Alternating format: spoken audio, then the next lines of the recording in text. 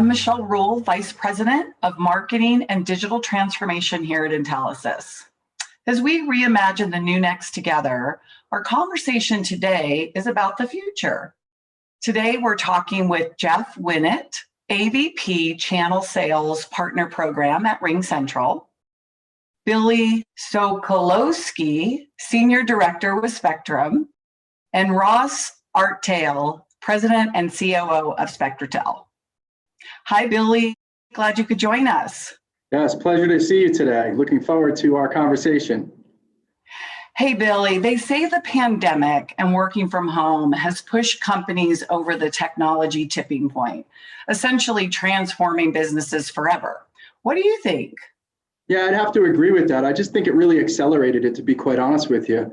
I think remote work was kind of in the cards. This kind of just pushed it forward quicker. So yes, I'd have to agree with that. Yeah. Ross, what about you?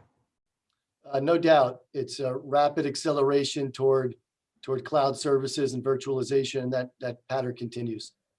Yeah. Jeff, what are your thoughts? Yeah, I couldn't agree more, Michelle. I think it's taken basically 10 years of disruption down into 2. And it's an opportunity for all of us. Yeah, I absolutely agree. Speaking of disruption, Jeff, what do you think will be the biggest disruptor in the next year? Great question, Michelle. I think that the hybrid work model will be a key for Intelisys partners and their customers. Look, I think the pure work from home model that as inevitably will come to an end. So what's next? And I think it's the hybrid work model, working from the office and remote. Often it'll happen at the individual level, as well as certainly will happen at the company-wide level. And so some teams will be remote, some will not. I know here in Atlanta, Georgia, where I work and live, there are companies that are having employees come in on Monday, Wednesday, Friday, and then another set of employees coming in on Tuesday and Thursday.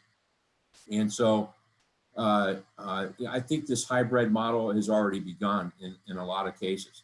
And businesses have realized that some sort of remote work is not only feasible, but desirable, and quite frankly, much more efficient. If anything that we've learned throughout the last year is how we've increased the efficiency and effectiveness of our business by working from home through video and messaging and phone. So businesses are also concerned about the future proofing of their technology for the next pandemic too, is quite frankly. So I think technologies that empower the hybrid work model will continue to take off. UCaaS, CCaaS, SD-WAN, security for sure, 5G, Wi-Fi 6.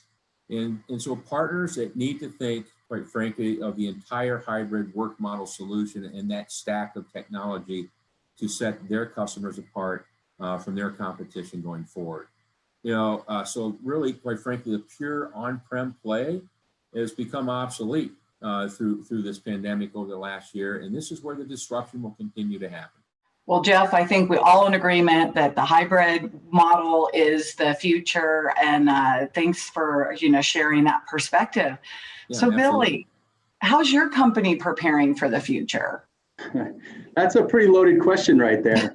So it's multifaceted for sure. So listen, some key initiatives coming into play this year and beyond. So, we're paving a new path forward with the partner community.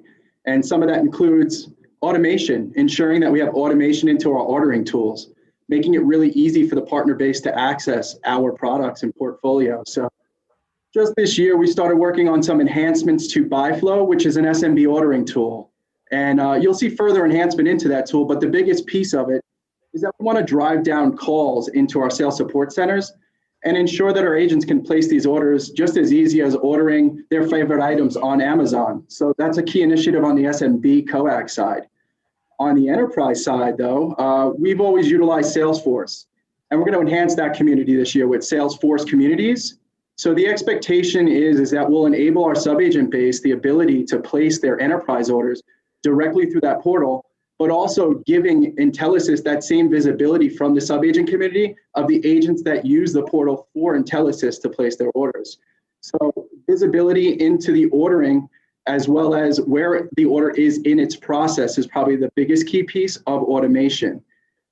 simplifying how we work together in that marketplace.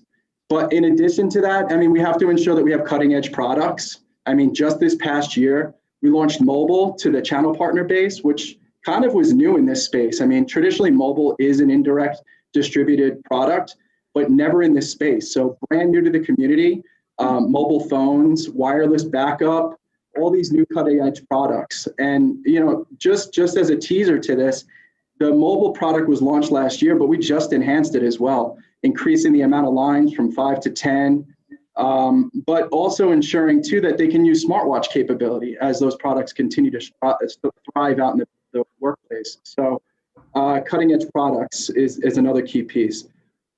In addition to that, our MDF, so our marketing budget that gets spent with the master agent community, we want to ensure that we're using that budget correctly, you know, hyper focused out in the marketplace to deal with the conditions that we have ahead of us. So working with the master agent community to ensure those funds are spent appropriately to garner new business on a go-forward basis. So overall, I think this all ties together into the partner experience, and we're committed to winning together out in the marketplace with those partners. So, those are probably the three biggest key pieces. You know, Billy, I'm so glad that you said, you know, it's all about the partner experience. For so many years, right, it was about the customer experience, and there's been this big shift lately with the partner experience, and it sounds like there's a lot of great things on the way for our partners. And Ross, how does your company intend to make your mark in 2021? Well, we have some really lofty goals, Michelle, and we plan on leveraging the Intelisys ecosystem to achieve them. So we build our strategic plan in 3 to 5 year cycles. You know, a key driver of planning for the future is product development, determining where to play, how to win. Our product roadmap is filled with security, managed services, mobility solutions that help drive innovation and transformation. From our view of the world, 5G and IoT are going to really fuel edge compute. Edge compute is going to handle about 50% of cloud traffic by 2022. Virtualization and really the supply chain changes due to the pandemic, as we said earlier, have really accelerated adoption for cloud services, UCaaS, SD-WAN. All of these products have a CAGR between 20 and 30% the next few years. It's really an amazing opportunity for everyone in the channel to capitalize on. And I think lastly, there's a lot of excitement just around access. You know, Spectrotel's an aggregator of broadband across the country. And you look at what the cable companies are doing with DOCSIS 3.1, 5G. The build out of fiber and 5G is going to blur the lines between traditional footprints.